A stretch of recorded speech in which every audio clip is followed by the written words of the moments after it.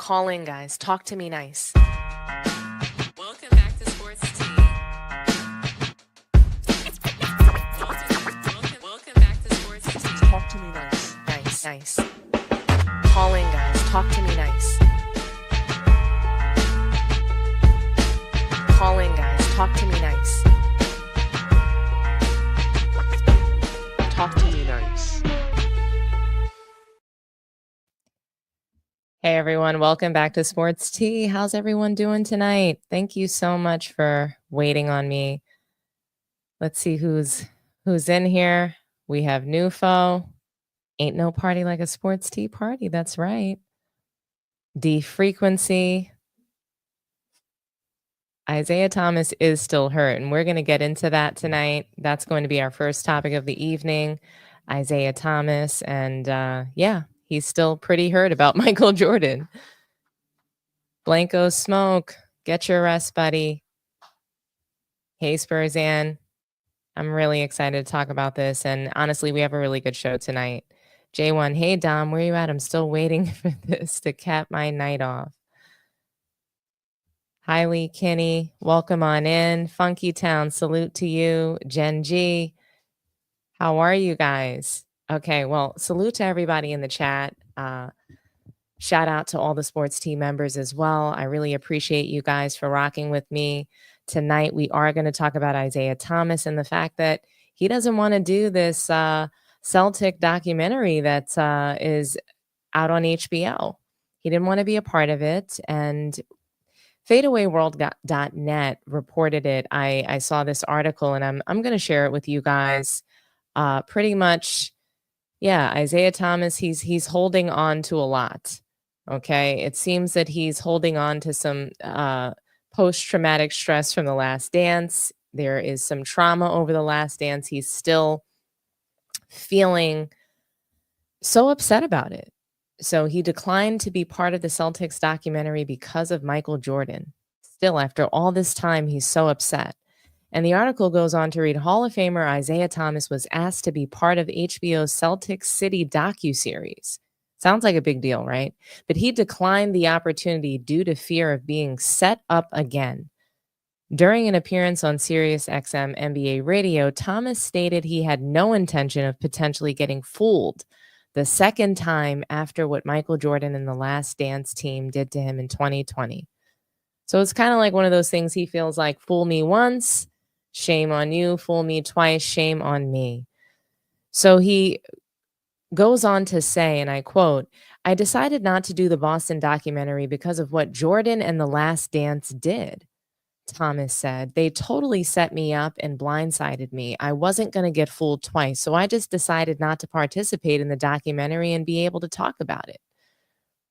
But I wasn't going to go on film and sit there and be set up and potentially be set up again, like I was set up in The Last Dance. Thomas was asked to be part of the docuseries and claims to have been stunned by how negatively he was portrayed in it. Considering Jordan's tendency to hold grudges, he really should have known what was going to be shown. The rivalry between Jordan's Chicago Bulls and Thomas's Detroit Pistons certainly wasn't a friendly one. They had brutal playoff battles in 1988, 1989, 1990, 1991, and the Pistons winning the first three. They introduced the infamous Jordan rules as a means to slow down Jordan, and it played a part in these triumphs, in those three triumphs.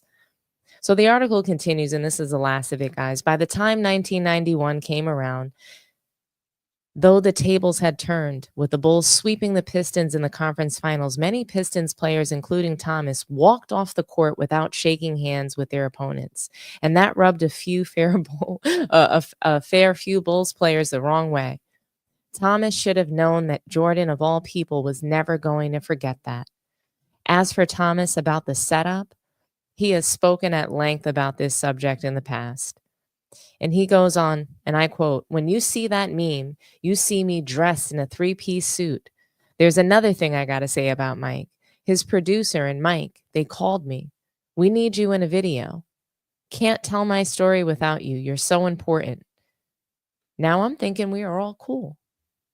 He continues, I dressed up. I'm sitting in a three-piece suit. I brought my partner with me. He was in the interview.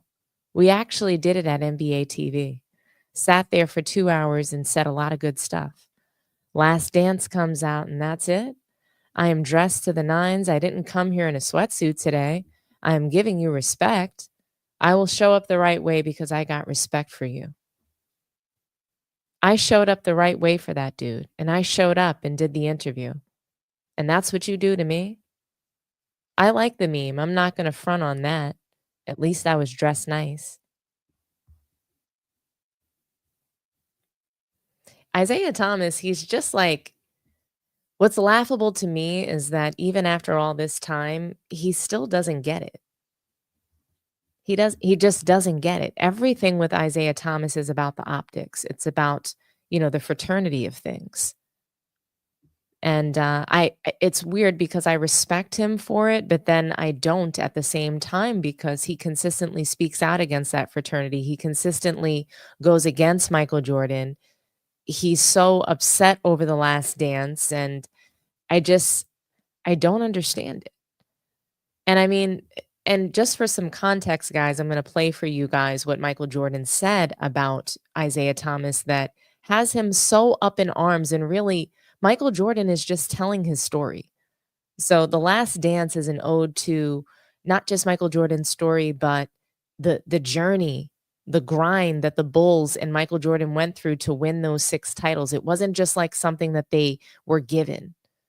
So I'm going to play for you this soundbite. It's pretty short, but this is what has Isiah Thomas just so upset and believing that Michael Jordan owes him some sort of an apology. So let's hear it. The best point guard of all time is Magic Johnson, and right behind him is Isiah Thomas.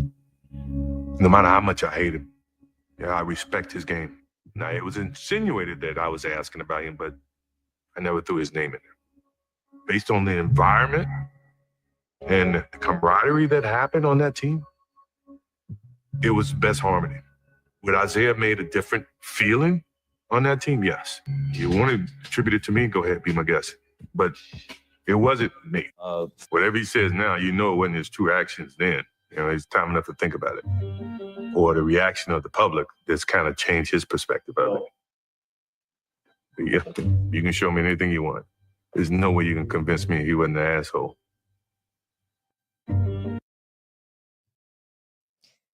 Well, you heard it. I mean, when you think about that soundbite and take out, the asshole part, Michael Jordan, he praised his game. He recognized him as a dominant player and guard, the most elite he's ever seen. As of 2020, in The Last Dance, Michael Jordan stated that Isiah Thomas was the second greatest point guard of all time. That's how he viewed him. That's where he placed him. So it's alarming to me that Isiah Thomas is just so focused on whether or not Michael Jordan likes him personally. They were fierce competitors back then. I know that Zeke liked to kiss on the cheek with Magic Johnson, but Zeke acted funny about a lot of stuff. And Jordan doesn't give people, I just feel like Michael Jordan doesn't give you a second chance to be funny with him. So if he felt like he froze him out in the All-Star game, or he felt like he was being funny to him when he was a rookie, whatever it might have been, Michael Jordan's not going to keep doing that with you. He's not going to play that kind of social indiscretion kind of game.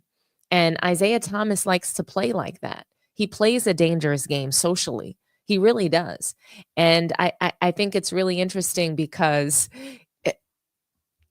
Isiah Thomas, he wants Michael Jordan to call him up and give him an apology. And somehow that's going to make these years of this beef disappear for him. That's going to make those Last Dance comments just feel better for him. He won't get over it. Isiah Thomas just won't get over The Last Dance. And, just recently he sat down with Draymond Green, biggest mouth in the new media today. And he had more to say. And I'm going to play it for you guys. Make the dream team, as I think we all would agree you should have been on the dream team. Did you not think that possibly came from MJ? like that MJ will have that type of power so that you don't make that team? Did you feel like that then or at any point? When I didn't make the team, my first reaction was, why didn't I make it? Mhm. Right? And that was the first time I had never made the team. Yes. You know, when you try for a team, remember they used to write your name up on the wall, you made it, right? And my name was always on the wall. I always made the team, right? Mhm. And so that was the first time I didn't make a team. And so, of course, I was hurt. But at the same time, it never dawned on me that I didn't make the team because Michael Jordan didn't like me. That thought never crossed my mind. I went to the selection committee, and John Stockton is a personal friend of mine and has been a personal friend of mine for a long time. Jeff Hornacek, his dad coached me in high school, right? So, Wow. so when you look at my relationships, with Hornacek, Stockton, we've known each other for years. So when I never thought like, okay, I wasn't going to make the team, but when I looked at who they picked, it's like, okay, well, they picked this guy, they picked John, they picked this. Now, and then I started thinking, okay, well, and you always want to make the team. Okay, I'm like, okay, but Larry hurt, Magic ain't even in the league no more, right? Stockton injured. Okay, I got a chance. It never crossed my mind that I wasn't on a team because Michael Jordan didn't want me on the team. And by the way, at that time, you're not thinking like somebody would have that much power because that was their first championship. Now, I won 2, should have won 3. Magic and Bird, I think, had 5. Magic had 5, Bird had 3. I had 2. We had won the most championships in that era. So I didn't. Absolutely. I wasn't thinking like, it just wasn't crossing my mind. Now some people will say, "Oh, Isiah, you should have known that," but that ain't how I operate. That ain't how I think. I wasn't like going to, oh, this guy didn't want me on the team, that's why I'm not on the team. And then it started coming out weeks later, well, Jordan don't like Isiah, he didn't want him on the team. And then Michael Jordan did an interview, or he made a quote, and he said, hey, I had nothing to do with Isiah not being on the team. So why wouldn't I take him at his word? That's what he said. Last Dance said, oh, this dude been lying for a long time.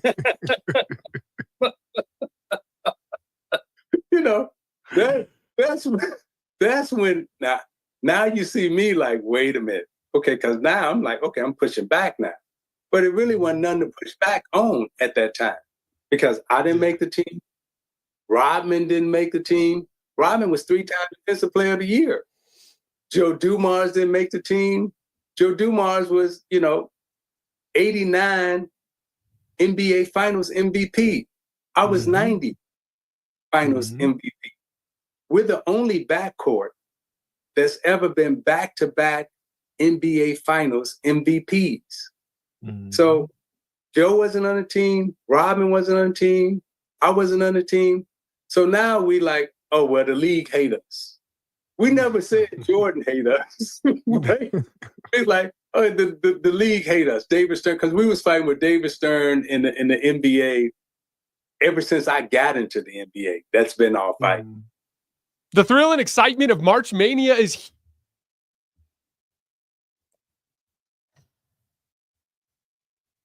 So you guys heard it. Isiah Thomas still has so much. He's just got so much trauma over the Last Dance. He can't get past it. He just can't get past it, guys. I mean, how many times do we have to hear the same story about the Last Dance and how, he just doesn't understand why Michael Jordan hates him. Oh, it was the league. It was this. It's always this keeps coming back up and it just will never be dropped.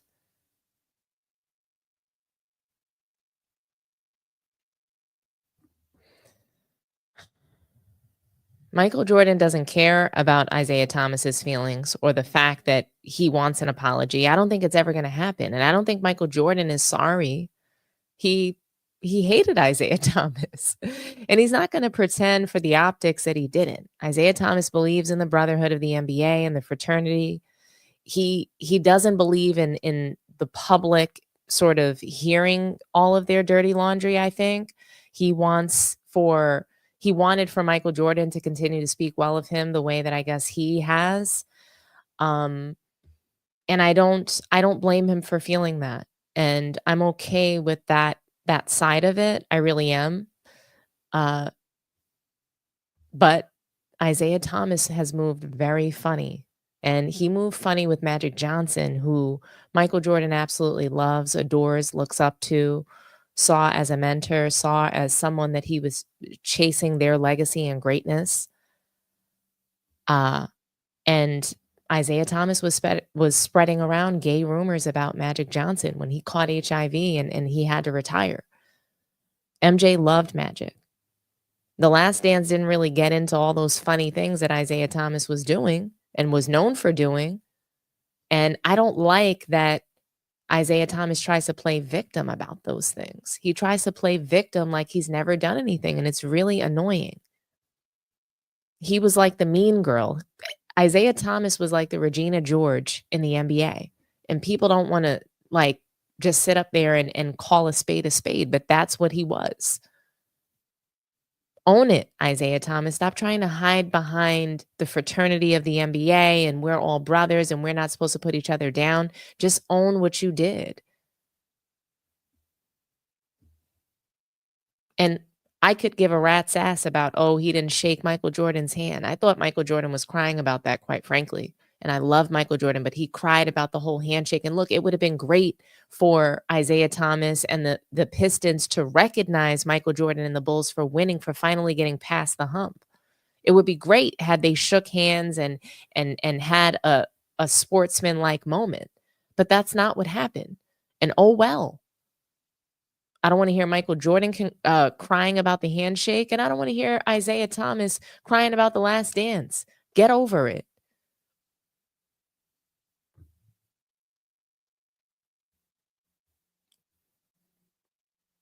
Oh, the fraternity, the brotherhood. Oh, I dressed up in a suit for you.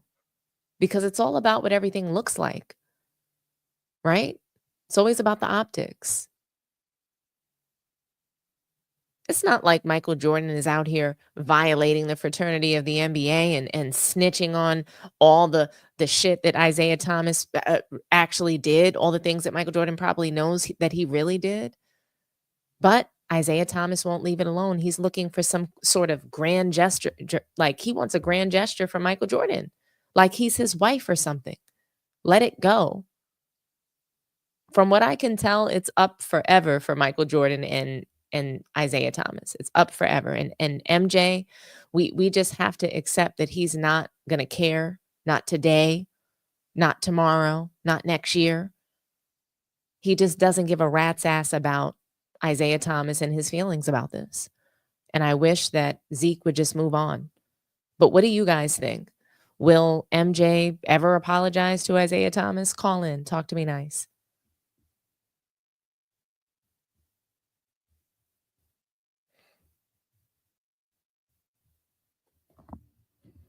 I'll read some comments in the meantime.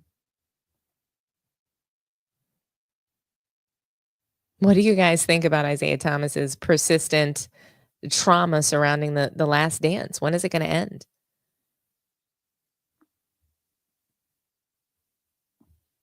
Thank you for calling Sports Tea. Talk to me nice. What's up, Dom? Hey, T-Bert. What's going on, twin? How do you feel about this? I'm good. I agree with everything you said. First of all, can you hear me? I'm on my speaker. Yeah, I can hear you just perfectly. All right, cool. Yeah, I don't got a problem with anything you said. Like, I think you were dead on a lot of points, right? I like to take another approach on it. Me being like a historian of the game, and I watched, the eras back then and all the way up to now. It's sad that for me that these guys can't, let bygones be bygones. Like you've seen Kobe and Shaq do it, and that was actually worse. Especially the allegations that was on Kobe. How Kobe supposed to outed Shaq for his infidelity. You've seen Dr. J and Larry Bird, make up. You've seen a lot of legends make up, and I think these two guys, they have so much gold and stories about the old days and the history that we're really missing out on. Like people who missed it and wasn't there, and people who really want to know about the rivals and how it really was, they are sitting on platinum type gold. And I think it just hurts the history of the sport when these two guys, like, I would love to see. Remember how like Kobe and Shaq, they sit down, right? And they had 6 rings behind them, 7 rings behind them, amongst them all. And they talked about the problems that they had. They hashed it out. And then they gave us some legendary stories. Can you imagine the stories that would be told that, we aren't privy to if those two guys actually sat down and hashed things out? I mean, for me, as like a person, like a historian, I would love to hear the stories that has never been told before. Like, I revel in those. I love them. And I just think, and I'll wrap it up, I just think for historical purposes, a certain part of the 80s and 90s history is never going to be told, especially when these guys are dead and gone. We'll never get those legendary stories. And for me, it's just sad for me, Yeah. No, I think that there's a whole lot to what you said. From just a nostalgia perspective, we could be gaining so much. And I think that it is sad. It is sad. And it is sad for the fraternity of the sport, I think, and the brotherhood of the sport that this is happening, that they are, essentially every single time Isiah Thomas begins to talk about his era in that time, it's almost like he's diluting it, and then he wants to backpedal from that and then criticize today's players, and he doesn't stand firm in the fraternity as a whole. And so I struggle with Isiah Thomas and this sort of beef that he has with Michael Jordan, because Michael Jordan isn't actually saying anything, and he never has. So what I respect about Michael Jordan is that he hasn't changed.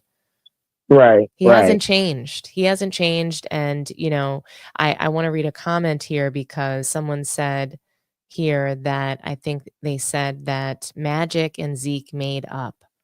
And they surely did, but that doesn't mean, and we've all had friends, right? That, okay, we're in a friend group and we see one of our friends just does something that like we really can't get jiggy with. Everybody stops talking to that person because they really violated, this other person in the group in a way that we all just don't accept, right? And then maybe that person in the group decides to forgive that bad act, right? And say, you know what, I still love you. I still, appreciate everything we had as friends, and they forgive. But there's always that person in the group that doesn't. And the reason is because they don't want to be treated that way.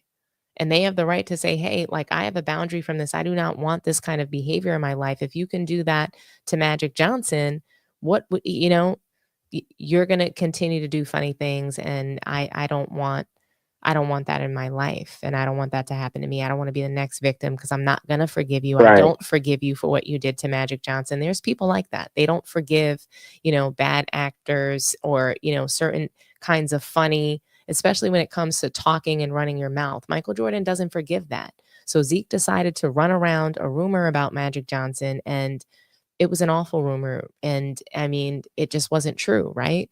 So,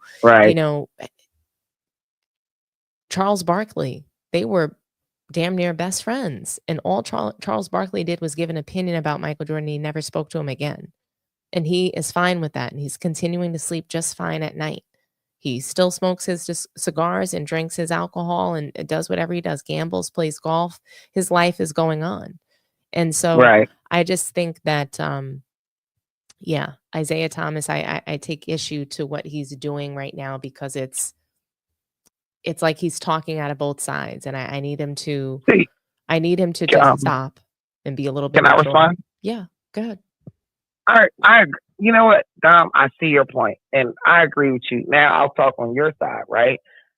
Yeah, so forget the historian side of me. Just looking at this decades and decades long beef, and now how Isiah is responding, he needs to take accountability, right? He needs to like acknowledge acknowledge and say he truly was a slime ball back then. Like you illustrated, he slime balled some of his best, closest friends in the most heinous way, right? Isiah, you have to take some accountability, right? Now, of course, people can change in life. We see people change all the time, but part of change and getting acceptance is you admitting what you did, who you were, right? And apologize, right? And if people choose to forgive you, they do. If they don't, okay, that's fine. But Isiah, I hear you. Like, I'm an Isiah fan, right? As a player, like watching his game was just before Kyrie, he was the greatest basketball handler of all time, right? But so I'm a fan of his game. But what Isiah is truly lacking is I hear him go on his tours, and like you said, he plays victim. When the heck is he ever going to say, I did something wrong? I shouldn't have did this, or I could have done this better. I apologize for this. You don't never hear him taking accountability. So, and when you're dealing with a personality like Jordan, once he cuts you off, you're dead for life. So, Isiah, if you're not going to take accountability, stop talking about Mike. Stop looking for the acceptance. Let it go. Yeah. I mean, that's just, I'm with you. It's time. He's got to let it go. But thank you so much, T-Bert, for your call. It's really a pleasure. Got you. All right. Talk to you. All righty. Bye-bye. All right. All right, guys. We have time for maybe one more call on this topic, 2 minutes or less. And I'll continue to read some comments from the chat. Looks like we have one more caller here. Thank you for calling Sports Tea. Talk to me nice. Hey, Dom.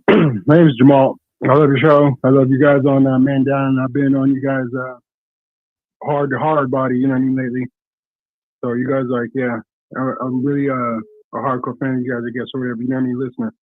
And anyway, so what I wanted to say, can you hear me? I can hear you, and thanks for calling in, Okay. Jamal. Yes, yeah. Right on, Dom. Yeah. You the truth. I sent you a little message in the chat. I was like, yeah, you the truth with this content. I love how every time I click on you going in on LeBron and just picking the truth, you know what I mean? I love how you be going at him. I appreciate it. But so what I want to say about the subject is that, yeah, the Pistons, like the last caller, I forgot his name real quick, but I've heard him. You guys calls in, he's cool. I totally agree that last part too, especially about Isiah needs to accept responsibility. He's never said that. I mean, having done the things he's done, and he's never once said anything about that. That was like an excellent point. And that's basically what I was going to get at. And you also said about the Pistons, also, I was waiting, like, you had already said it about the Pistons not, acting like victims. Sally he stepped out of it. Rodman, of course, because, those are the ones that are down to earth about it, really. But, yeah, they all, every time you see them, they're acting like they're acting like they don't know what happened. And they're acting like, yeah, victims. And that's really frustrating to see. I mean, just in life, just seeing people like that, just like, come on. Because, everybody wants to hold you accountable. I've always been held to a certain since I was a kid, you know what I mean? So just letting these people off on that. And then the other part I wanted to say, Dom, is that they could have ended Mike's career. Yeah. No, from all of the physical play, for sure. Yeah, no, they could Yeah, have. the stuff they were doing, they could have ended his career. They knew what they were doing. I mean, they weren't just playing. They were trying to say it was the Celtics. I know a couple teams were going hard, but it was the Pistons. I know about it. It was the Pistons. They really took it to the peak level with that. And they could have ended It could have ended his career. And he, he took it on the chin. You know what I mean? Took it like old school dudes, like they do. You know what I'm saying? And you know what I mean? Move forward. Mike did handle it like exceptionally well. The way he moved forward. You know what I mean? The way he's feeling about it is very reasonable. But so I mean, that's the point right there. I mean, it could have ended his career, and they have the nerve. He has the nerve to sit here and not say one thing, like the last caller said. He's not saying not anything. Yeah. I mean, that's how severe what they were doing was. You know what I mean? Yeah. And I just think it's interesting. I mean, we have a comment here. In the end, Isiah had no one to blame but himself. And I mean, I couldn't agree more. And if everybody, it's interesting that he doesn't want to do the Celtics documentary because he thought that they were going to do the same thing to him. Like, if everyone thinks that you're an asshole, maybe you are, right? Like, if it just seems like the common denominator is Isiah Thomas. I don't believe that everybody just sat up there and lied on him that he was an asshole. Magic Johnson said it. He said, I mean, I think even Larry Bird had an issue with him. So many people had an issue with Isiah Thomas, and people are not just going to forgive you making up gay rumors about someone like Magic Johnson. Yeah, that's basically, and it's not just that he made up gay rumors. So it's not just that you made up gay rumors. It's the stigma surrounding, HIV and his diagnosis. That was how he caught that. And so, that's an issue, and people don't just forgive that. And if you were willing to do something else, something like that, what else have you done? I doubt that was the only wrong thing that he did. I doubt that, being the mean girl in the NBA was the only thing that he did.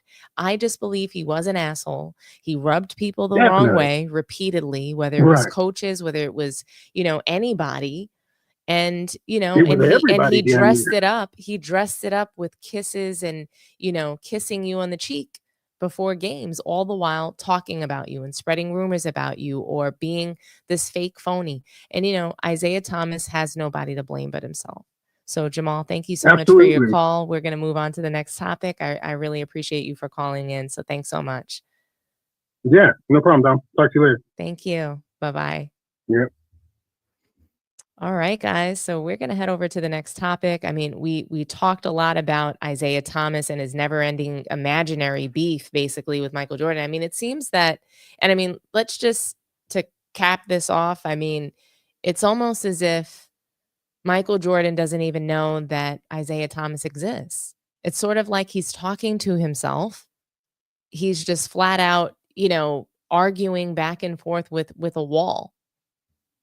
It's basically imaginary beef at this point, in my opinion. That's almost how I see it, because Michael Jordan is not responding to this man. He's giving him the silent treatment. He's paying him the same attention that he did last year and the year before that. None at all. So yeah, like I said, we've talked about this never-ending beef, and it brings us to our next topic. And, that's Skip Bayless and Stephen A. Smith. They have covered both Isiah Thomas and Michael Jordan in great length. Skip Bayless and Stephen A. Smith, they have reunited on Skip's podcast, and they get just caught up on a variety of topics. I mean, almost half the show was spent discussing LeBron and the Lakers, which is pretty interesting, just given Stephen A.'s confrontation with LeBron, right? I think it's just rich, because isn't it funny that he gets into this lively confrontation with LeBron James courtside at the Laker game. It goes viral. He's being roasted all over the internet. And guess who's pretty quiet about this? Shannon Sharpe. Shannon Sharpe had nothing to say. He didn't back him up or anything like that. He wasn't defending and coming out in defense for Stephen A. Smith. And, what we're going to hear in this soundbite that I have of Stephen A. and Skip Bayless, they're not talking about this confrontation. They're not talking about anything so spicy. Yes, they addressed briefly whether or not Stephen A. was really calling LeBron James the GOAT last week, or if he was just calling him like the greatest player for longevity, that's what he was saying. He never called him the GOAT. He never said he was truly better than Michael Jordan. He just said he's been playing the longest, and he gave him his flowers for that. But, I'm just going to play some sort of classic back and forth between Stephen A. and Skip Bayless, where they're talking about the Luka LeBron James pairing. Stephen A. talks about JJ Redick as a coach, Okay. And he begins to cap for him.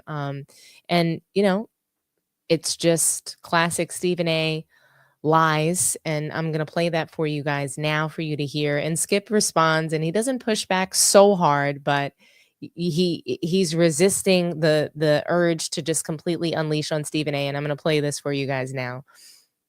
It's like the accountability factor that JJ Redick has created is symptomatic of who I know him to be from doing television work with him. He's detailed oriented.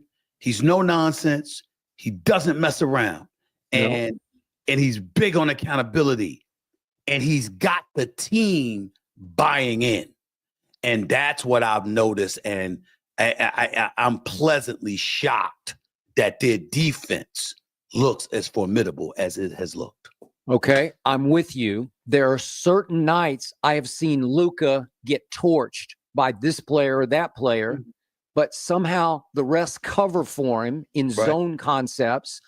And Luka can steal the ball a la Larry Bird, as you know. He can get his hands on balls in the passing lanes. He can disrupt. And so the mindset is still a defensive mindset, even though he can't shuffle his feet like some can. Even LeBron at 40, he is still moving his feet. He will lock in and lock you up. So to me, they're able to overcome whatever on-ball deficiencies that Luka might have, and they are becoming a force on defense, and I can't believe those words are coming out of my mouth. Well, this is the thing. I saw Luka about a week ago. He's on the perimeter, really, really trying to defend. He's not spectating. He's not watching and looking at the four other guys and saying, get it done so you can give me the ball and score for you. That's not what's going on here. Everybody has bought in, and you see the level of accountability that JJ Redick has fostered is what I've been impressed most. I saw LeBron James the other night asking one of the assistants, what defensive assignment do you want me to take right now? What do you want me to call? Who do you want me to guard here? What do you want me to do? You want me to do that? I'm not saying those things have ever happened. I'm saying they have never happened. I'm saying it's not as conspicuous. It wasn't as conspicuous as it is now. We see it now. And we see it, and we see them looking over to the coaching staff, which, by the way, has two former head coaches in Scott Brooks and Nate McMillan on the squad. These men know what they're doing. And that's what I've been noticing, and I can't say enough about it. I really can't. Okay. Although JJ wasn't known as a defensive specialist with a defensive mindset. And I don't want to leave behind Darvin Ham. I'm a fan of Darvin Ham's. So am I. I still believe if he were still in place in that chair that he could be doing what JJ is doing. But I can't take anything away from JJ as a first-time ever head coach. Well, here's what you can say. I can certainly believe that defensively, because that's Darvin Ham's specialty. Offensively, that was not the case. JJ Redick's and LA's offense is night and day compared to what it was with Darvin Ham. I expected it to be reversed, meaning they'd be successful because of their offense rather than their defense. I expected that. And I think the reason why we can't avoid giving JJ Redick credit is because everybody that expected him to have any kind of success, it was because of what his mind would ooze offensively. That's not what's happening here. It's also defense. And that's where it can't be ignored. I know, but Stephen A., he's got two Magic Johnsons running his offense now. He's got two basketball geniuses running his offense. Well, I don't know how much you need to coach offense with those two running the show. You can say that, Skip, but Phil Jackson taught you this. Don't mess up a good thing. You can mess up something that's good. No, that's true. There is something to be said about you messing stuff up. So we got to be mindful of that, because that's what we're talking about here. We're talking about a rookie coach who's never been a head coach on a collegiate level, never been a head coach on a high school level, wasn't a head coach. I mean, he's coaching his son You know, little league coach for crying out loud. I mean, getting ejected at his, I think his 7 or 8 year old son's game. This is what we're talking about here. And we're talking about him going from that to coaching the Los Angeles Lakers. Yeah. And being a coach of the year candidate in his first year. That says a lot, man. It does. And by the way, speaking of sons, you okay with Bronny being on the team and sitting on the bench and going on the road occasionally? Well, listen, it is what it is. I mean, we all know that LeBron James is the greatest player of this generation. We can't deny that. We know he's underpaid because he deserves more money than he's getting paid because, you know, you got your cap and all of that other stuff and I'll buy first that. and second and third aprons, and he can't get the money he so richly deserves. And so, you know, and it nobody was shy about it. You had Golden State, Boston contemplating Bronny being a second round pick. And then, you know, the Lakers get him. And obviously it was, you know, Rich Paul took care of that and made sure he was going to land with LA because that's where LeBron wanted him. And so in that regard, because of the transparency of it is why I don't think we should really, really have a problem with it. If they tried to be slick about it and act like that wasn't happening, that would be different. That's not what they did. And so because that's not what they did, I don't really have a problem with it. All I will say now is that now that moment has come and gone, Bronny was doing very well in the G League. I personally think that Bronny has potential to be an NBA player. And I think that, you know, with the success that he's had in the G League and learning the game from the greatest basketball savant of the modern era, which many consider LeBron James to be, definitely, along with the coaching and tutelage and all of that other stuff. I got a lot of confidence in him that he will be in the pros someday and that he will deserve it. It's just that now everybody knows what it is for the moment being. And some people are more receptive to embracing that than others. All right. Fair enough. All right. Bigger picture. How far can this Laker team go with Luka? Okay. So Skip tries not to go scorched earth on Stephen A. Smith. He's praising their defensive capability this season. And I get it that people are reporting that the Lakers have the #1 defense in the league. I just think that it is a joke. There's no way that they truly have the #1 defense in the league if 3 of their starting 5 players can't defend. And we're sitting here saying that Luka is really trying to defend. That's a joke. An NBA player shouldn't have to really try to defend. You're either an NBA player or you're not. You're either playing the sport or you're not. If you're not playing defense and you're not playing basketball, we have to stop this. We have to. We have to stop sitting here and saying that, you know, it's okay for players not to defend, that that's not a part of their game. It's a part of the game. It's basketball.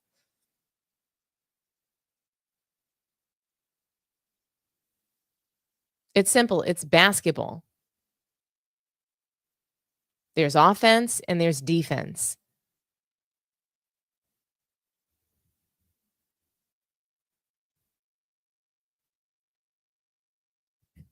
I can't stop laughing about it. And when you sit there and you say that, like, even LeBron James at age 40 can slide his feet and Luka can't at 25, that's pathetic.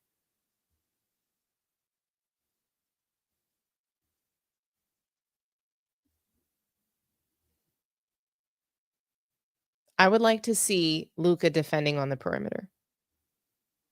Because what I see are blow-by mixtapes. What I saw earlier tonight was that the Lakers lost to the Nets. And what are the Nets? They are a younger, more athletic team that can defend.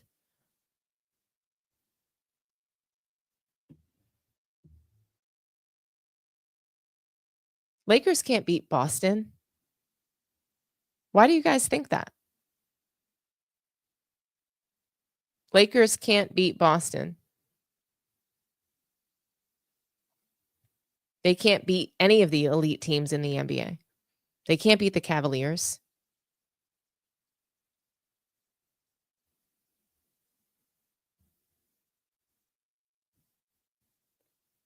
To hear Stephen A. Smith cap about LeBron and to hear Skip try to really, like, not go in because, look, you have a situation where, you know, maybe it's some level on of growth on Skip Bayless's part. He's trying not to like jump right in and start his usual hate for LeBron James, right?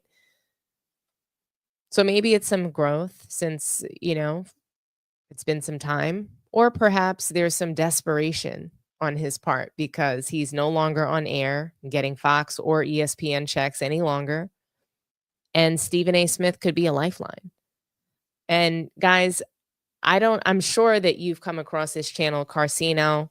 I was watching his channel earlier today, and shout out to Carcino because he had me absolutely cracking up and dying earlier. Like, oh my God. He had me on the floor practically with what he was saying. It was just so funny how he said that Stephen A. Smith had to go back to his master. Okay, I was crying.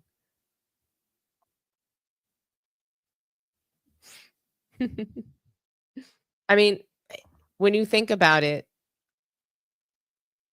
Stephen A. Smith, he gets pressed by LeBron James, and he tried to stand on business, but Shannon didn't support him. And Carcino talked about this on his channel. Shannon had nothing in defense of Stephen A. to say. His bosses, his execs didn't like this beef with LeBron, and he had no support from the network.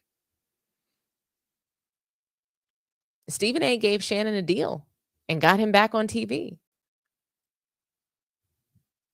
Carcino said that Stephen A. went back to his master, Skip Bayless, and I was rolling. I found it really funny because the very last thing that they talk about on the show is whether or not Stephen A. Smith wants to run for president. And I'm not going to bore you with this soundbite, but he basically said that if people were calling on him to do it, if people were so compelled and asking for him to run, that he would.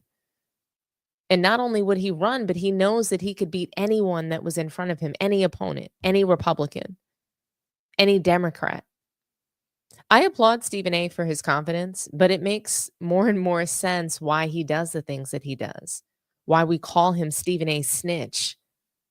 It's because he clearly has these political aspirations and wants to be powerful. Even if he doesn't want to be president, he wants to be powerful at the very least.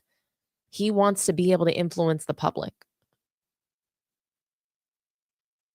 Because of his hunger and thirst for power, Stephen A. Smith, he'll never, ever be seen as a trusted source in the media. Not now, not ever. It's always interesting to me that he ran, you know, it's really interesting that he runs to Skip Bayless, of all people. He runs to Skip's channel to make this weird announcement like that he has something in the works in the world of politics. But what do you guys think?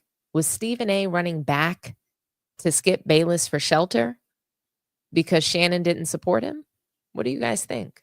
Was he running back to Skip Bayless for shelter? Call in. Talk to me nice.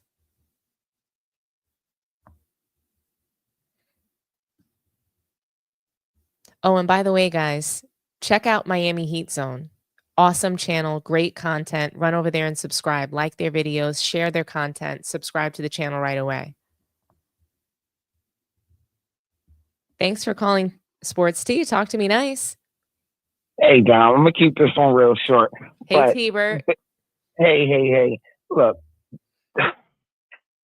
I'm so sick of the cap for LeBron and the Lakers, right? I'm so sick of it. So I just wanted to put this out there to the audience and the community. They're talking about the Lakers are a top defensive team now, right? So it's like, this is why I don't watch ESPN. I don't watch Stephen A. I don't watch First Take, because they just try to brainwash you. What they're not telling you, when you tell the half truth, that means you're lying, okay? And here's the truth. Now, I'm going to spit some facts here. You look at the Lakers' last 23 games, right? Their last 23 games. They had 18 easy games, right? They really didn't play. I think they played like 5 tough opponents. But out of the 23, they had 18 easier games. Now, let's look at the streak that they went on. They went on a 8-game win streak recently, right? Until they just lost to Boston, right? Right. That 8-game win streak, they only played the New York Knicks, who are a middle of the road team, right? They played Minnesota, who's a middle of the road team, and they played Denver, right? They played the easiest, one of the easiest. Their last few games are some of the easiest games, like scheduling wise. So look, here was the easy games. They played New Orleans, they stink. The Clippers stink. Back to back with the Clippers, stink. They played Dallas, stink. They played Portland, stink. They played Charlotte, stink. They played Utah, stink. They played Utah again, stink. They're not telling you they played some of the worst teams in the league, and they sprinkled in 2 medium teams, right? Like, so how hard is it? How hard is it for your last 23 games, you had 18 easy ones. Your last 8 games, you had 6 easy ones. Your last 12 games, you had 9 easy ones. They put them on one of the easiest schedule, the second half of the season. It's so easy as of right now. It's not a hard schedule. So why do you think their defensive rating just skyrocketed? It's because the league manipulated the scheduling of the games for the Lakers. Because we got to have the Lakers in the play-in, or we got to have the Lakers in the playoffs. They're not telling the truth. Stop listening to ESPN. Stop believing them people. It's so easy. Just pull up the games, look at the rosters, look at the schedules, look at the standards, and make the call for yourself. That's all I wanted to say. I'm sick of the cat. I can't take it. I don't blame you. It's the Lakers' defensive rating is inflated somehow. And you're right. They played horrible teams. And I mean, Ticket TV has mentioned that they're playing depleted, beat up teams. They're beating up on depleted teams. They're playing teams that are fake news teams. The Clippers are not real. I think they played them 3 times in the last month or so. So it's laughable. And the idea that the Lakers are a true contender, it's delusion. And I mean, we're already seeing LeBron James quit right in front of our eyes. With the schedule's getting harder, and he's all of a sudden out with a groin injury, flopping on the court when Jason Tatum drives to the basket baseline. It's just awful.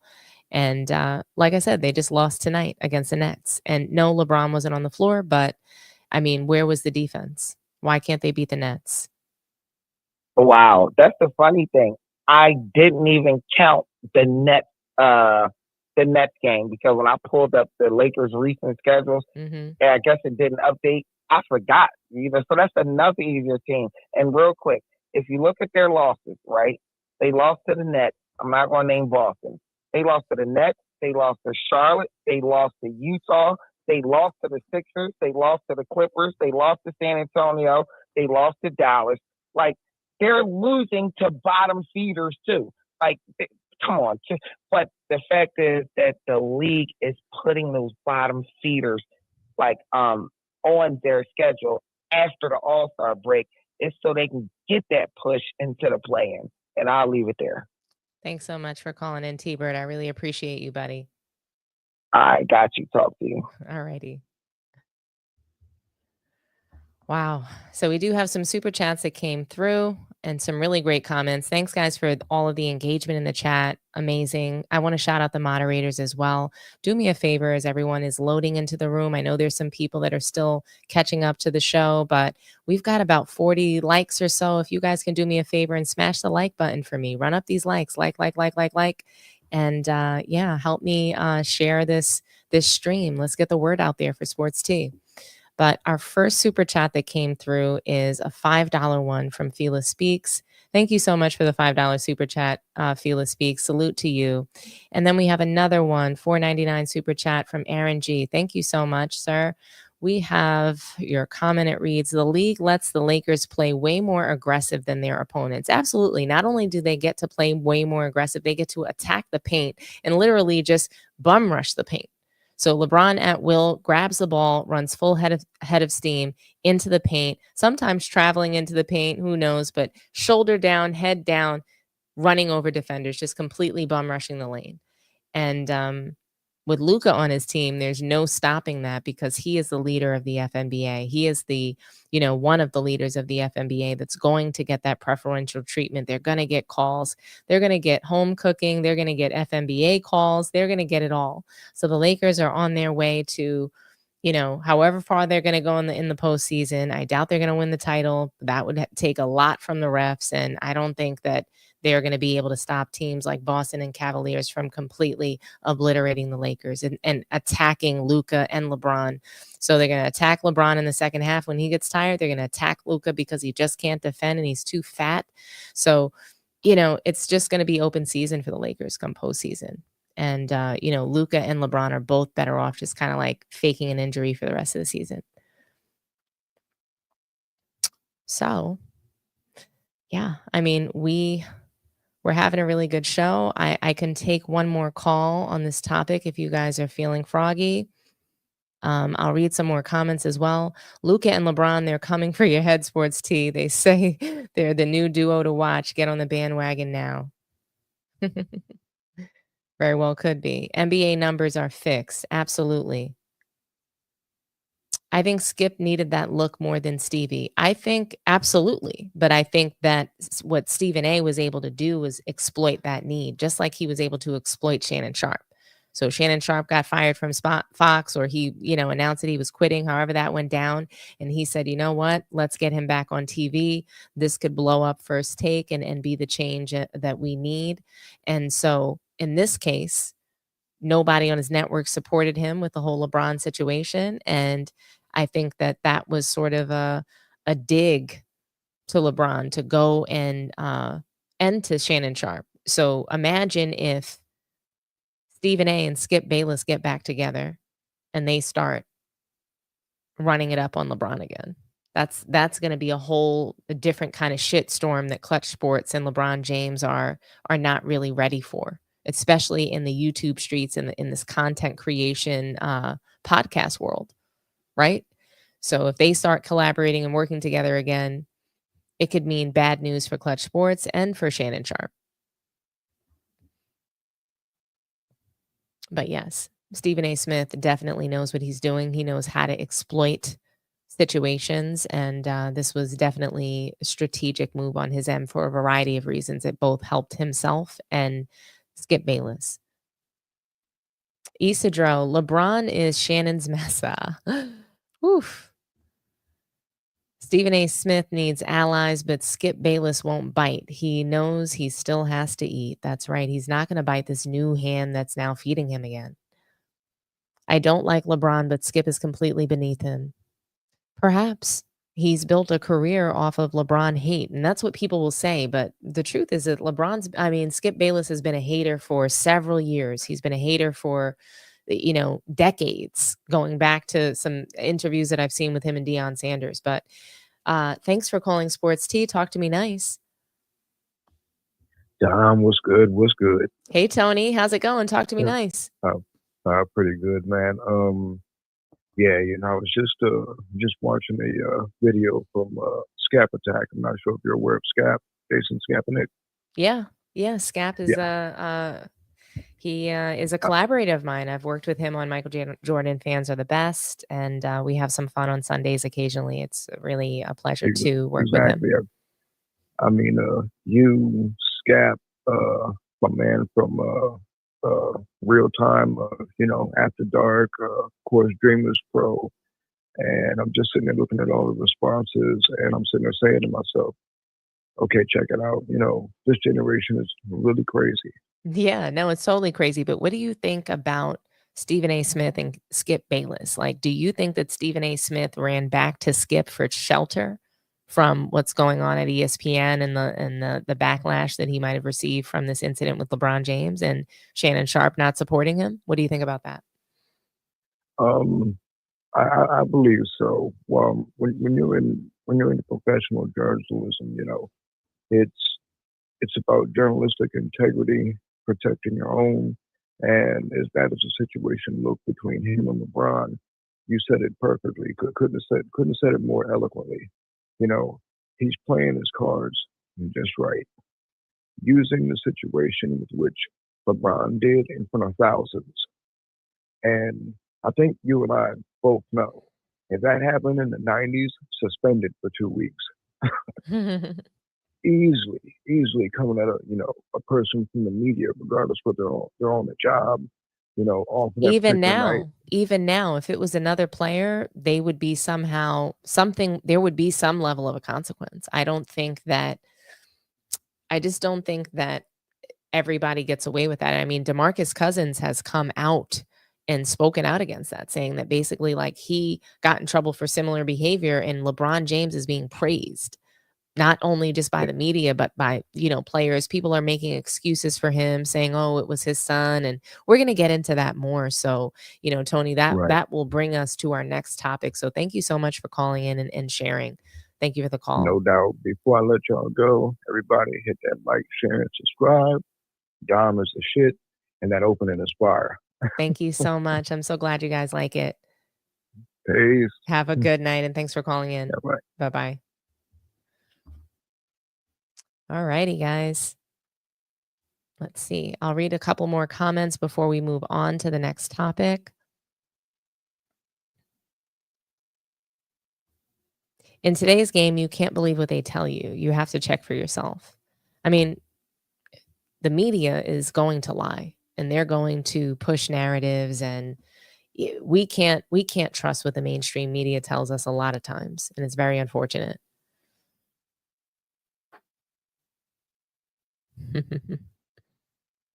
Euro players are notorious for being poor defenders. Yeah, and I mean, it's because they're not athletic.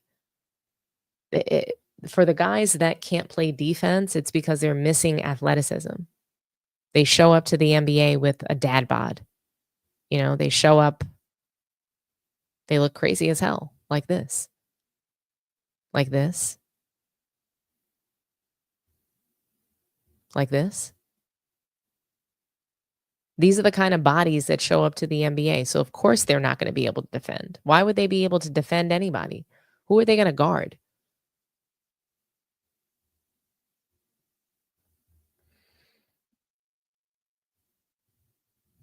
Dom, since you mentioned Carcino for life, did you hear when he said LBJ is ducking Giannis? I mean, look, LeBron James is ducking everybody as far as I'm concerned. He ducks the fade for anything, but yet he wants to press Stephen A. Smith. What a joke.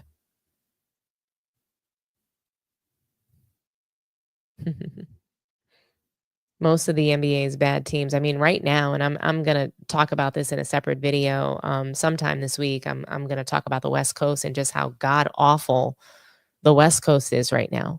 They're a complete disgrace. When you take a look at the superstars in the league and what they're doing, Steph Curry has managed to make something of the Jimmy Butler trade. But I mean, Kevin Durant, the Phoenix Suns, the Timberwolves,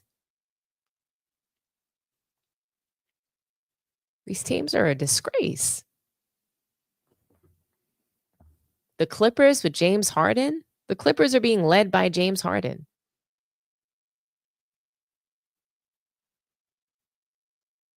The West Coast is awful.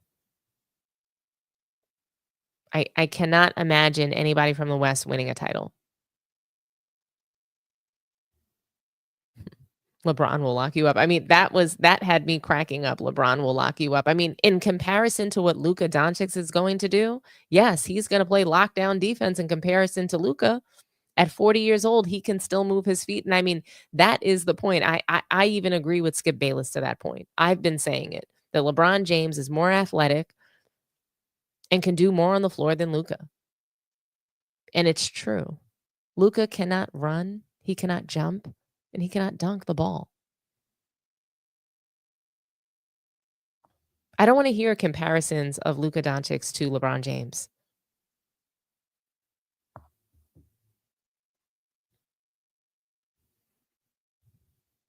LBJ was ducking D'Lo, probably. LeQuit James. I mean, he's probably sitting out for a few games to see, like, oh, what the narratives are. If Luka can carry the team without LeBron, and who's the real number one option. Dollars to donuts. That's what's happening right now. Look, Jordan is the greatest player ever because he scored as much as he could and stopped you from scoring as much as he could. Simple. I mean, that's just it's offense and defense, right? So thank you for that comment, Richard Adams. It's offense and defense. That's what basketball is about. LeBron, MVP candidate, FOH, absolutely. It's outrageous to me that he would be on an MVP list, top 5 for MVP. As a number 2 option, where do they do that at? Who has been nominated for MVP that's a number 2 option on the team?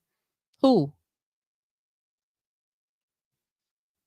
Kyrie Irving was balling all season long. He wasn't in MVP conversations. And he was just a number 2 that was promoted to number 1. LeBron James has not been the number 1 option. It's Luka Doncic. It was Anthony Davis prior to that. Anthony Davis was in the MVP discussions, and Mel brought this up. Mel, shout out to Mel from Man Down Sports. We talked about this.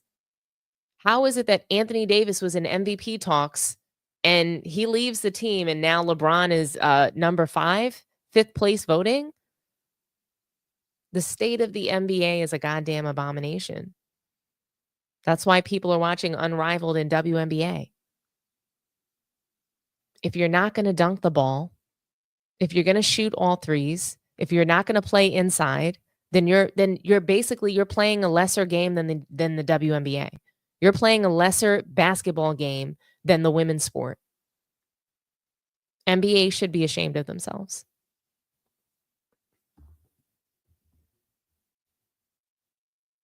Luka is struggling with that back. Oh my gosh. And the announcers were giving him all kinds of excuses, and they were giving excuses for both him and Doncic. I mean, him and Jokic, which I thought was god awful. Richard Jefferson kept bringing up his back and then saying that Jokic has the same back problem. Why do they have the same back problem? Because they're both European? That doesn't make sense.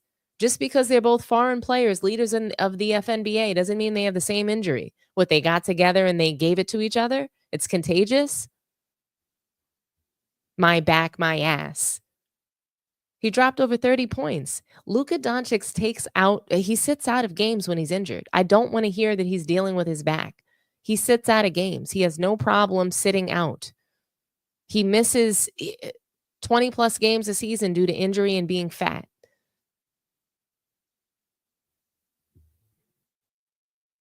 Struggling with his back. I don't want to hear about his back. If you're on the court, there's no back problem because when he's injured, he's going to sit out. He doesn't play through injury. He's not that kind of player. We've never heard of Luka Doncic playing through injury because he doesn't do it. His back.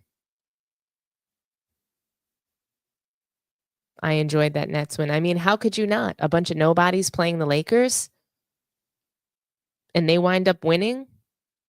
It's a beautiful story. Salute to the Brooklyn Nets. Shout out to the Nets.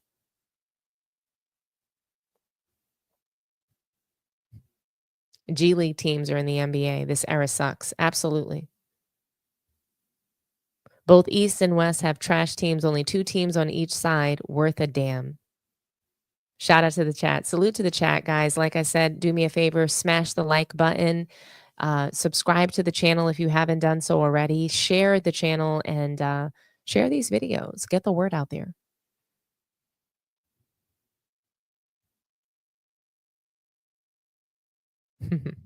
Stephen A, he might not ever run for president. I hear that he's a womanizer, so I don't think. And look, I mean, I don't think that really matters anymore. Look who our current president is.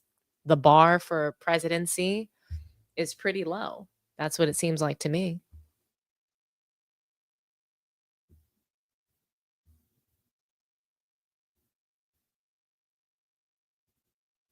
Lakers can't beat the elite teams.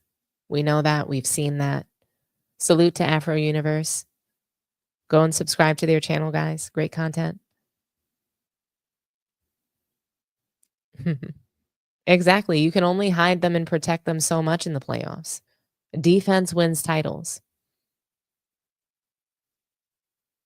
Well, defense wins games, rebounding, and defense wins titles.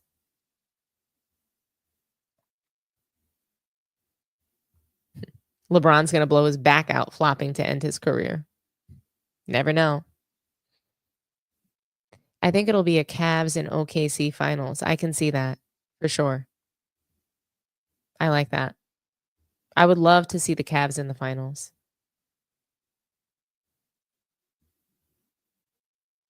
But I would also love to see Boston repeat.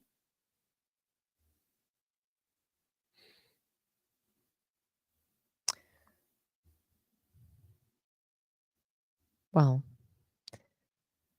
now that we've talked about Isiah Thomas, we've talked about Skip Bayless and Stephen A. Smith reuniting, and it feels so good. Now we're going to talk about LeBron James. Okay, we're going to talk about just all of the reactions that people are having. LeBron James has been completely roasted all over the internet. He has completely embarrassed himself by confronting Stephen A. Smith courtside. And I don't want to keep talking about this, but there's just been some fire takes surrounding this all over the internet ablaze. And, you know, LeBron James, I guess, I don't know how this happened, but some audio leaked of him speaking to Richard Jefferson about why he confronted Stephen A. Smith. And it's a little low, so you guys might not be able to hear it. It's very low. I could not find a good video of this at all, but I'm going to try to play this for you guys, and it's just very low. So, you know, turn your volume all the way up to hear this, okay?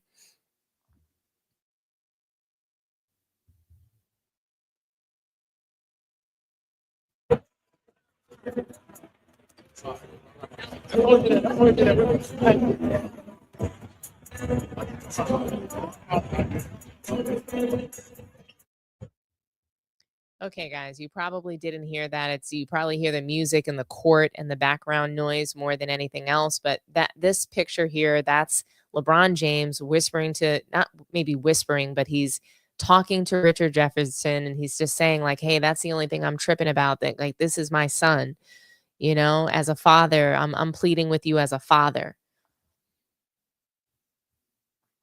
That's what he says to Richard Jefferson, and that's the audio that leaked and has been going all around the internet lately. And I mean, LeBron doesn't even look mad in that graphic. He doesn't look mad when he's talking to Richard Jefferson. I mean, to me, this is just all fake, and it's for the cameras. He also realized that he embarrassed himself. That's what I think. I think very quickly he realized he embarrassed himself, and he's trying to justify it. He's a billionaire. And you're going up to Stephen A. Smith to plead with him as a father. That's not what it looked like. It didn't look like any pleading when he was approaching Stephen A. Smith. He was dropping F-bombs, being this fake tough guy. So there was no pleading as a father. If he was pleading with Stephen A. Smith as a father, then he might have said, "Hey, like, you know, this is all really hard on my son. He didn't ask for any of this. Can you take it easy on him?" That's pleading with him as a father. Had he went to Stephen A. privately because he knows how to reach him, that would have been pleading with him as a father. But what he did in public, courtside at the Lakers game, that wasn't any pleading as a father. That was you being a fake tough guy. That was you capping. That was you clout chasing for the cameras. And to me, my opinion on that is that LeBron was very clearly plotting on Stephen A. Smith. There's no way around it, guys. There's just no way around it. He's mad that Stephen A. Smith doesn't want to call him the GOAT. He's furious with him over the past several months over the takes that he's had about him and his family. The way that Stephen A. Smith has covered LeBron James has been gloves off, scorched earth. Okay? He pretty much told him that he was a baby for taking a break from social media. I mean, to me, in my opinion, LeBron James wanted to press Stephen A. for a while. He's tired of Stephen A. Smith. He called him a baby for leaving social media. LeBron is tired of him. Stephen A. Smith says that he ruined the All-Star game and a variety of other things that are also true. The only thing in his mind that he thought that he could say in order to sway people away from this embarrassment, like he always does, is he plays on the emotions of his fans and the American people by saying, oh, his son, my son. Don't talk about my son like that, please. He's an adult. He's in the NBA. He's got an $8 million contract. He's an NBA player. We're going to talk about him. You tweeted that he was better than a lot of these guys that you're seeing on League Pass right now. You said that he could suit up for the Lakers right now when he was in high school. But guys, what about back in January? Does anybody remember the month of January? Does anybody remember that pathetic loss to the 76ers? And, JJ had the nerve to put Bronny in the game because he played well in a G League game. They rushed him back up to the NBA. He had a great game in the G League that was, by the way, orchestrated for him to play well. Okay, the offense was designed for him. They benched the good players on the team so that he could shine. But back in January, loads of people criticized LeBron James, and Colin Cowherd was one of them. And I'm going to play this soundbite for you guys because I thought that it was, pretty interesting. And it's pretty much identical to what most analysts, and including Stephen A., I would say it's one of the harshest takes that I've heard. So I'm going to play this for you guys now. In the NBA, you have to pretend that Bronny's an NBA player because otherwise you'll upset the king. And remember, he is a 6'2" guard that's a non-point guard. I've never seen that existing in the current NBA. And go back 20 years. He is 1 for 16 in the NBA from the floor, 0 for 7 on threes. He's not an NBA player. He was not a great high school player. He was a good high school player. He wasn't a good college player. He was a college player. And he's not an NBA player. And he may be a great kid. I'm sure he is. LeBron's a nice guy. I've met him. Can we stop pretending on this? Tyrese Maxey's a great player and cooked him. And you rushed him up because, hey, he had a good G League game. Oh, God. And I think of the many reasons the NFL is separated from the NBA is the NFL's a serious league. The games matter. It's adults. It's men. It's real conversation. We're not going to see Jalen Hurts' son wedged into the Eagles to play running back. No, it's Saquon Barkley. He's better than anybody. Grown-up conversations. Don't be terrified. Walk on eggshells. Last night came in, 3 turnovers, 0 for 5, looked terrified, nervous, and the Sixers, you can't fool players, went right after him. This continues to be an unserious story. Guys, you heard it. I mean, that is one of the best ways to describe it. That not only was that a harsh take, but it was one of the best ways that I've heard it put. This is an unserious story. Bronny being out on the floor in real NBA games is a joke. And you can't possibly take the Lakers seriously, JJ Redick seriously, or the NBA seriously when you are seeing a joke on display.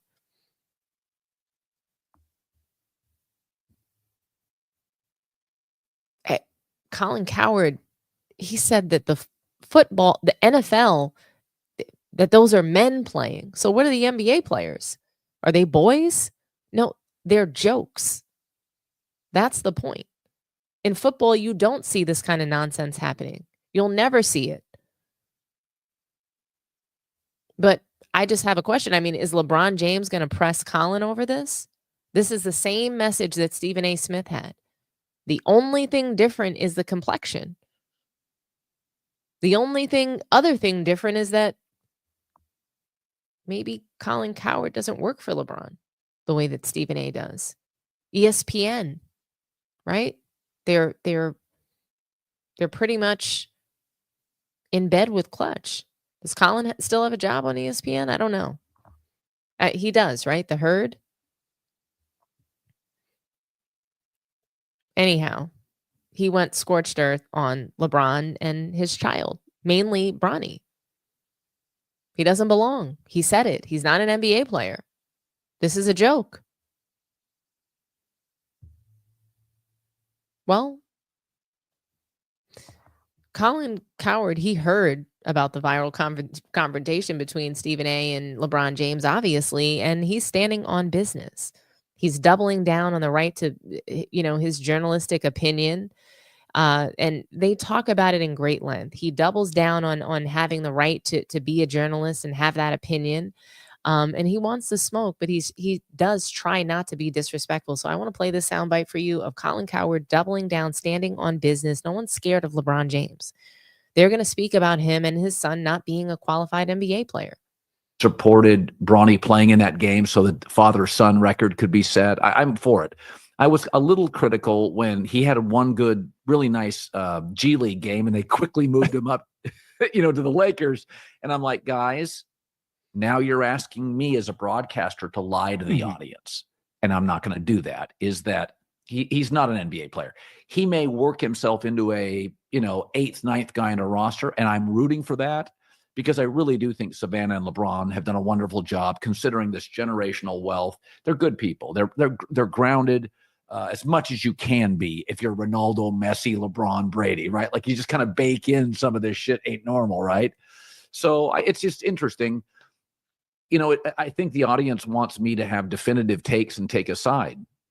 But I think Stephen A. Smith does have a right to be honest about Bronny. But I also get the dad part. But I do come back to, listen, the minute you made that decision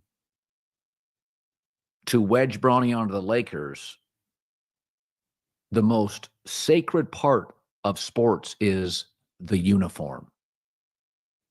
You gave somebody a uniform, and many question whether he is uniform worthy at the NBA level. Like you can say what you want that owners do and GMs do, but that uniform in any sport, that is what makes grown men cry. They work 20 years to wear an NBA uniform. Hell, it can be a 10-day contract, man. If you get 10 days in the NBA for the rest of your life, I was an NBA player. And so when you get somebody to put that jersey on for the Los Angeles Lakers, there's going to be some animosity. There are going to be people going to say, wait a minute, time out now. Come on now. And so it's one of those, I know I'm supposed to take a side on this. And I've said this to people privately. I don't talk about this, that, the Ukraine, Putin, Zelensky, Russia, United States, it's way more complicated. I've watched more video on that story in the last 6 months than everything except sports. There's a lot of complexity with NATO and the history of Russia and us. And sometimes I'm if I'm ever critical of the media, social media has made simplicity the go-to apparatus. And I think Bronny, Stephen A., LeBron, I think it's complicated. I think there's the dad thing, there's the history thing, there's the journalist thing. And I hated to see it because I love LeBron and I really like Stephen A. Smith. I like them both. They're really good at what they do. And I know that's considered a soft pedal, but that's how I feel about it. Sorry. Okay, so he says Stephen A. has the right to say his opinion on this. People aren't going to back down from talking about Bronny and the fact that he doesn't belong. And something that Colin Cowherd mentioned is the fact that putting on an NBA uniform is a big deal. And I am sick of, and I can't stress this enough, I'm sick of everybody talking about the 55th pick. And why is everybody worried about a 55th pick? You should be worried about every pick. Doesn't matter if it's the 1 millionth pick in the draft. Being a part of the NBA is special. It is a great honor. It's the highest level of playing the sport that you can go. So whether you ride the end of the bench or you're the starting five, it's a big deal. Obviously, it's a bigger deal if you're a superstar in the league, but to make it, to be at the end of the bench, to be in a Laker uniform nonetheless is a big deal. And we devalue that Laker uniform and we devalue the NBA and what it means to be an NBA player when we put unqualified individuals in the sport. When we are willing to waive someone like potentially a Cam Reddish and still make sure that Bronny has a job in the NBA. when he's not qualified to get in the court and won't get on the court alongside Luka Doncic because he's going to leave the team expeditiously in August. And I believe that if we see Luka and Bronny on the court together, Luka's not signing with the Lakers.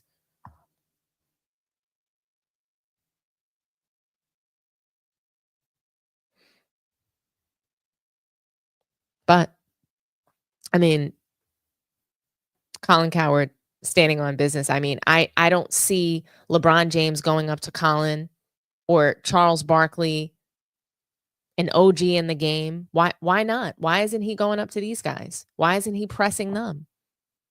LeBron is soft. Let's just call a spade a spade. He only picks on people he knows that he can pick on. Stephen A. Smith is just, he's a part of the La Media. He's on the payroll. He's part of the La Media. So, of course, LeBron can go up to him and press him. It's Lay ESPN. They are a Clutch paid-for network. LeBron James, he can try to flex on Stephen A. Smith all he wants and make it look like he was punking him in public, but he's not going to do that to Charles Barkley. He's not paid for. There's a difference. Ryan Clark, he had some choice words for LeBron as well. And, you know, guys, I want to play this for you because Ryan Clark, he nails it. And he nails it on so many topics. And I really enjoy listening to him on the Pivot podcast. I think Ryan Clark is awesome. And here's what he had to say. Correct, man. One, I would never compare myself to LeBron James and what he's accomplished, the stress and the critique that's come along with being who he is, right? That's a different level of scrutiny and expectations that he's had as opposed to other athletes. And I do understand the father part though, right? Because I got 3 babies. Like, I'll kill for mine. More importantly, I'll die for them. And so I understand wanting to protect them. And Stephen A. said that wasn't LeBron James, the athlete. That was LeBron James, the father. But what I say there is you got to separate that, right? One of Pop's famous lines on Friday was, "No, baby, let him be a man." Mm-hmm. Bron got to let Bronny be a man. The first thing Jordan told me when he saw that, because we were together, he said, "Pop, I'd lose my shit." He said, if I did that, if someone was talking about him and I did what LeBron James did, he would lose it. He said, you got to let me be a man. And I've done that with Jordan in high school. I've done that with Jordan in college. And I'm not saying that he's where LeBron is, but LeBron did what he needed to do. But what about Bronny James? Think about what LeBron is saying, right? And I agree with this. Bronny James, for a 55th overall pick, for a guy who's played well in the G League and been on the bench and got, some minutes in the NBA, he is more negatively critiqued and analyzed than any player who would be picked in that position that does the job the way that he does it. But he's also praised more. He's also been drafted in a place that his resume probably didn't say he should have been drafted in. He's also benefited in NIL when he only averaged 4 points a game. He has marketing and commercials and publicity and followings and get paid away from the court more than Mac McClung, who then led the G League in scoring and won the dunk contest 3 times because you're LeBron James's son. So what does it do to that narrative now? Right? How does LeBron running up on Stephen A. help the narrative? It doesn't, because the narrative was he's there because of you. He was drafted in the place he wasn't supposed to be because of you. Now, all of a sudden, we can't talk about him either. Now, imagine if LeVar Ball runs up on Stephen A. Imagine if T. Morant runs up on Stephen A. How classless we would say they are. How immature we would say they are. LeBron James is a father doing the same thing for a professional basketball player. And I get it.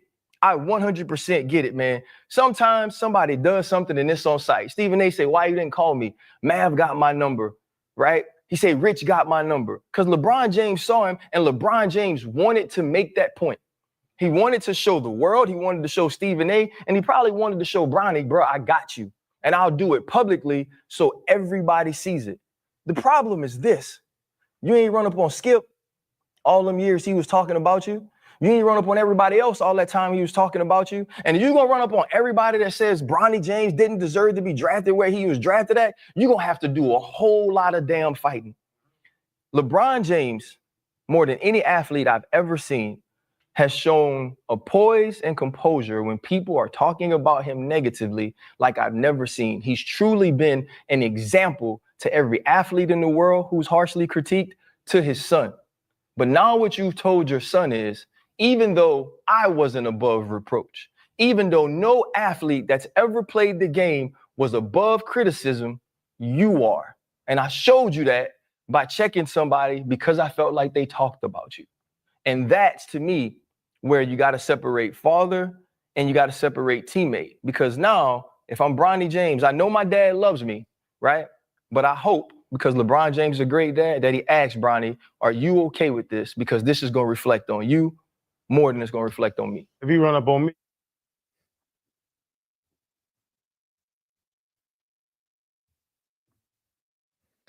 Well, that was a loaded soundbite. And I think that Ryan Clark, like I said, he nailed it. He nailed it. And, you know, bigger than the fake tough guy narrative for me. And Ryan Clark pretty much said that LeBron wanted, it was performative. I've never seen a player or an athlete in any sport that was more performative than LeBron James. I never have. I've never seen someone do something for the sake of how it looks and for the sake of saying that he's done it more than LeBron James. I've just never seen that before. But like I said, bigger than the fake tough guy narrative, I have first and secondhand embarrassment for LeBron James. That's my feeling. If in fact he's really upset about the Bronny criticism, let's just roll with that. I mean, for a moment, like I'm very skeptical as to why Stephen A. Smith is the target for his tough guy act. But let's just say it's true. Let's just say for a moment that it's true that LeBron James, you know, if that's the reason why he's pressing Stephen A. Smith. To me, if that's the case, then it's giving I never had a father or I had an absentee dad. Those are the vibes. LeBron's father was missing from his life. His high school coach abandoned him and went on to bigger and better things. And here's Bronny, his son, that has an $8 million contract.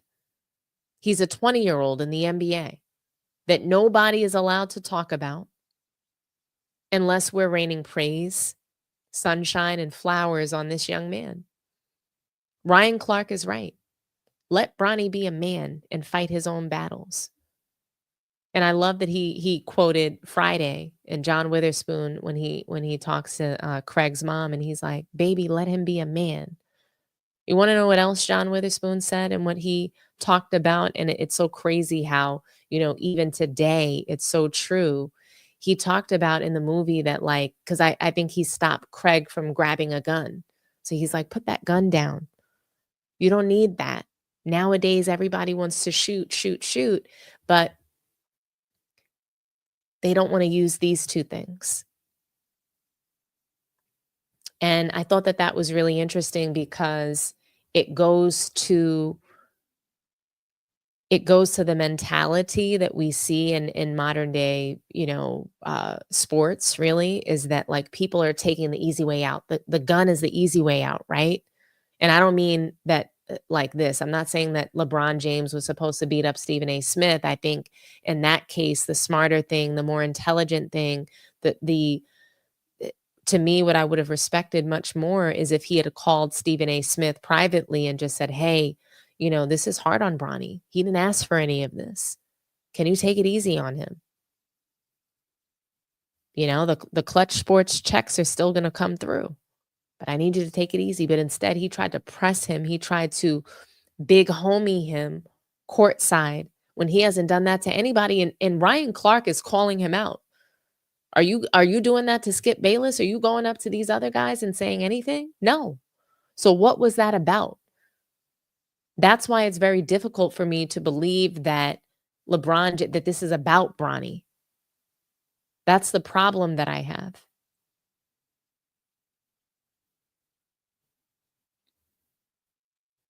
Let Bronny be a man. Let him be a man. Ryan Clark is right. Let him be a man. Let him fight his own battles. He cited his own child. Hey, if I saw you do that, Dad, I would be pissed. And no, Ryan Clark's son is not Bronny James. But again, to want the protection, I think is pathetic. For Bronny James to want the protection, for him to lean into this sort of privilege, it's awful to me.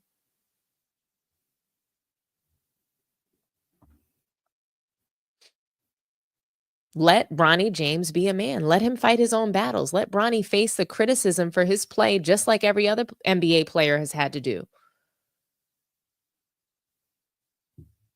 LeBron, stop fighting his battles. Baby, let him be a man.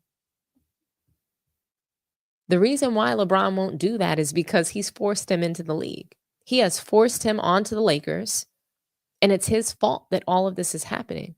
So he's not going to let Bronny be a man because he's in control of it all. So when you're controlling every step of the way, there's nothing for Bronny to do because LeBron has been orchestrating, controlling, manufacturing, everything. He did this to Bronny, and perhaps he wants to fix it. Either way, it's giving bad parent. It's giving I never had a dad or anyone to hold me down. Except, I don't know, the entire sports media for years that has protected LeBron. But look, that's a whole nother story, okay? Yawn. What do you guys think? Was it really Bronny that caused LeBron to embarrass himself on national TV? Or was LeBron plotting on Stephen A. Smith this whole time? Did he always want to press him like this and is just using Bronny as an excuse? Call in, guys. Talk to me nice.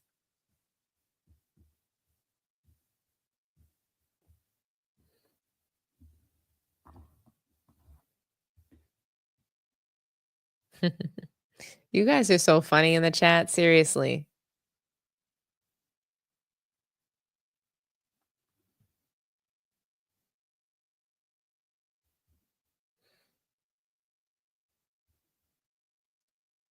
LeBron isn't soft. He's weak. Imagine the Cavs winning without LaFraud.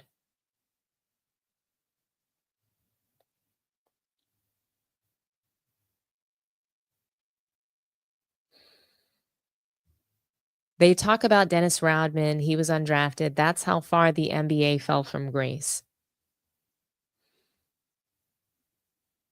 LaFlop looked like an emotionally unstable soccer mom. Road ragging on Stephen A. Smith. Yeah, I mean, how many times have I said it? How many times have I called him an obsessed soccer mom? That's what I've called LeBron James. That's what he is. LeBron is an obsessed soccer mom who is he's irrational. The idea that you can manufacture or that you could somehow pass down athletic success is a joke. You can't pass that down. And the NBA, it is a group of jokes playing. It doesn't compare to the NFL at all. That sport still has some integrity left. The NBA has none. It's dying. What do you guys think? Are we tired? Are we feeling a little sleepy? It's okay if we are. I'll give it another minute or so. If nobody calls in, we'll end the stream. But guys, let's see where we're at with likes. Can we run up the likes? Can we smash the like button for me? So we're at 76 likes. We've got 100 people in the chat. Let's run them up to 100. I know we can do it. But yeah, I'll read some more comments.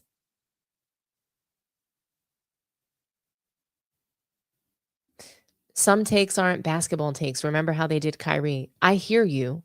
But what I'll say to that in response is that everything being said about Bronny is about his basketball play.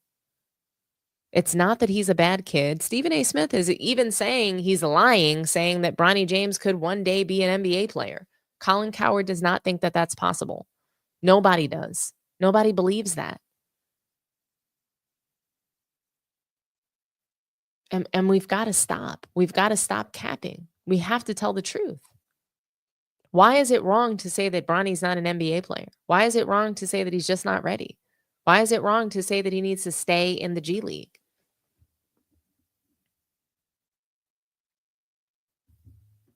Thanks for calling Sports Tea. Talk to me nice. Who do I have on the line tonight?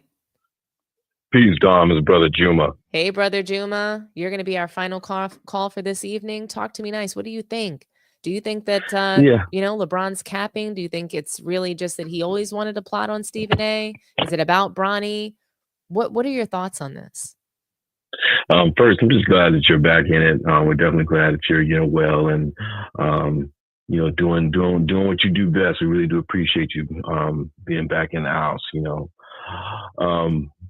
But yeah, Bronny, LeBron, it's basically he's being the NBA is emboldening him to just let him do whatever he wants to do, and it's kind of like a child that you haven't ever checked. If you just let a child, scream and holler and throw temper tantrums in the house, eventually they start throwing temper tantrums when they go out to get food and when they're in public and when they're at school. And that's what's happened now. He knows that he's not going to get reprimanded for acting like a child. He's a businessman. It's clear that there's no way he doesn't have contacts to Stephen A. personally, his personal information, if not at least his agent. They've known each other for literally 20 years. And for him to just act like that in public, that's a bully move. It's a punk move. There's definitely no reason for it. That's not professional. That's not being an adult. He has zero excuse to do that.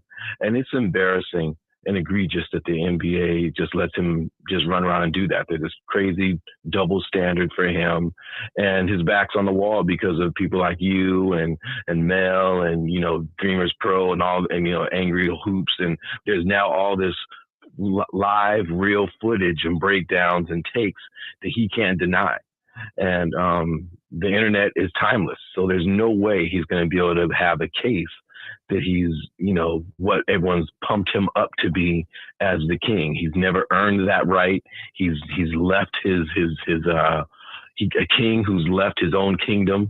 He's always needed other teams, other all-stars and top 2, 3, 4, 5 players to get his championships. He's never really been the first option, has no game whatsoever. It's just, he's emboldened to act an ass. And the chickens has finally come home to roost. But I shouldn't say that because they really haven't yet. His little shenanigans with AD and acting like he didn't know anything, and so he can try to ride the coattails of somebody else for another ring. But it's unacceptable. It's just I watched a couple games this weekend. It's the first time I watched games, full games, literally in over 5 months. And it's just embarrassing to see how the league tried to let the Lakers, they try to, let them come back with all those whack call moves of him flopping over the fake shot to the chin. I don't have the words. I know it's tough. It's hard because, you've seen what happened when the league is put in LeBron James's hands, and it's just narcissism at its finest. It's abuse of the gift and the power that you've been given. So, thank you so much, Brother Juma, for calling in. I really appreciate the warm welcome back.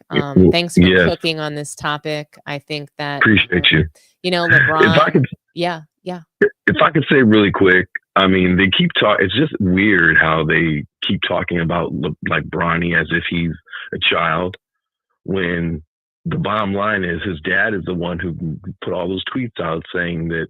And these are just simple takes. This isn't crazy hard to do. He's the one who said that his son, was better than half the players in the NBA, could start for the Lakers right now, insulting his own teammates.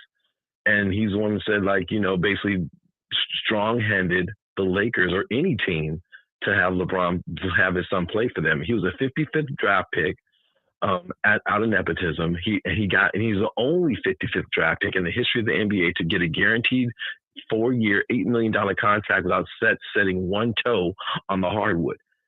And he's a professional. He's a grown man, and he's a professional. And he's going to get critiqued. And it doesn't even make sense. It's like being in the Matrix, that he's going to do this for his son, and then now his son can't step up the way, just same way with LeBron, like I'm activating playoff mode, and then they get swept and don't even get into the play-in. It's like it's a part of it's what you do when you're a professional. You're going to get critiqued quarterly or whatever on your job performance. That's just the bottom line. And once you're a professional, you have to be a professional, especially when you're getting paid millions of dollars. And what LeBron is doing is making no sense. And the fact that the people are letting him do this makes no sense. It really is just crazy. It's really peculiar. Have you ever heard of literary suspension? No, what is that? So literary suspension, it's like when you read a book or you're watching a movie or something like that, or sometimes they refer to it as cinematic suspension.